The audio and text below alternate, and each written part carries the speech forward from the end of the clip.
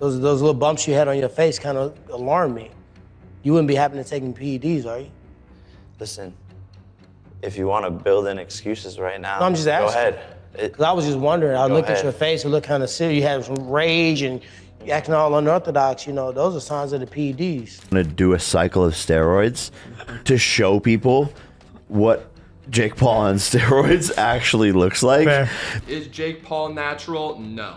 I can say that with pretty certain confidence in that statement, mainly because, as you heard me mention, I know a lot of the people he trains with, and I have heard. Jake Paul is now staring down a massive lawsuit over alleged steroid use, and the situation is spiraling faster than anyone imagined. When a YouTube entertainer suddenly evolves into a knockout powerhouse, gaining muscle and explosive strength almost overnight, the combat world doesn't just applaud. It starts raising red flags. With leaked footage circulating, expert voices questioning his transformation, and whispers of performance enhancers spreading behind gym doors, Jake finds himself on the edge of a legal disaster. One wrong move, one confirmed allegation, and he could be facing a courtroom battle that may rewrite his entire career. Are you taking PEDs? No, sir. Not at all. Okay. No, sir. That's you think what he's on feel like. PEDs? I don't care. You better eat, because Jake Paul didn't just get stronger. He transformed at a speed that made seasoned fighters pause and say, "Hold on, something isn't right." Overnight, the loudmouthed YouTube kid morphed into a reinforced wrecking ball, stacking muscle as if he unlocked a hidden cheat code the rest of the sport never had access to. This wasn't steady improvement or natural progression. It was a sudden surge of size, power, endurance, even facial structure. A shift so sharp and so fast that it tore through social media, leaving fans and fighters questioning what they were really witnessing. A guy on steroids is blatantly going to exhibit some sort of actual physical representation of steroid use, like a traditional, roid monkey look. You're going to have like more muscle mass. And people didn't just notice. It became impossible to ignore. His shoulders widened, veins stood out, acne broke across his skin. His punches carried more weight, and even his attitude intensified. These weren't random fan theories floating online. Multiple sports platforms labeled his transformation as eerily consistent with steroid-driven changes, and analysts were whispering it privately long before anyone dared say it publicly. Headlines from major outlets weren't just commentary, they were warnings. Ringside columns, digital reports, and studio discussions all pointed to one thing. Something about Jake's evolution didn't look natural. Then came the medical voices. Several professionals openly highlighted physical shifts, rapid muscle expansion, dense jawline development, breakout patterns, as traits commonly aligned with anabolic cycles. None of this stands as proof. But when trained experts start pointing at repeating signs, whispers turn into structured observation, and that's where speculation becomes potential evidence. Because once the conversation moves from fans guessing on social media to specialists identifying biological markers, the doorway to legal scrutiny stops being hypothetical and becomes something dangerously real. I believe that you're a cheater, and I believe that you use steroids. So I want to randomly steroid test you for the next. Because in boxing, physique isn't just appearance, it's currency. And Jake's body seemed to be printing value faster than nature logically allows. When one fighter's physical evolution skyrockets while others spend years grinding for incremental results, accusations don't arrive as rumors. They arrive as evidence waiting for confirmation. That's where the situation edges dangerously close to legal territory. Where casual questions transform into formal investigations, an investigation can escalate into lawsuits. Jake hasn't avoided the conversation either.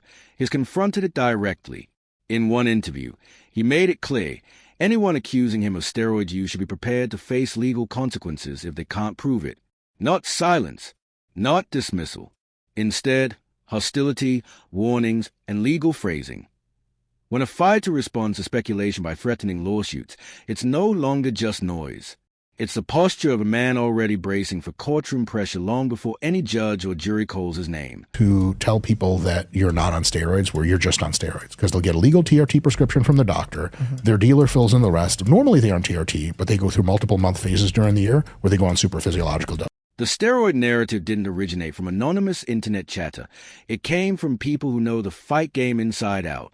Fighters who understand just how long it takes to build true strength and authentic knockout power. Professionals who have spent decades grinding looked at Jake Paul's rapid transformation and immediately sensed something beyond the curve of natural development. Dylan Dennis, a close ally of Conor McGregor, even fueled speculation publicly, pointing out Jake's sudden acne breakouts, an observation that major outlets like the Express Tribune quickly amplified. When top-tier fighters make accusations, they don't remain whispers, they become headlines, and Jake hasn't ignored it. He's openly admitted that the internet repeatedly jumps to two conclusions: the fights are rigged, or I'm on steroids. The fact that he acknowledges it, reacts to it, and repeatedly answers it shows this is not background noise. It's weight on his shoulders, pressure he can't shake, a narrative that follows him into every fight, every interview, and every spotlight moment. Grow as athletes as they accumulate more muscle mass, generally with training age. And also steroids. This was the point where the conversation shifted from online chatter to serious industry concern.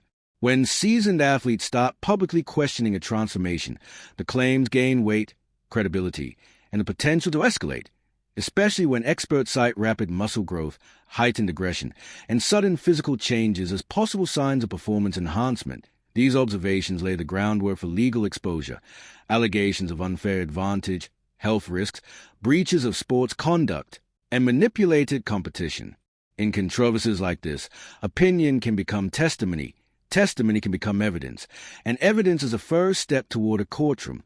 Interestingly, Jake has mentioned undergoing routine blood panels every few months due to gut issues and gluten sensitivity. While he presents it as health maintenance, critics point out that frequent medical tracking is a hallmark of athletes monitoring hormone levels, particularly those operating near enhancement thresholds.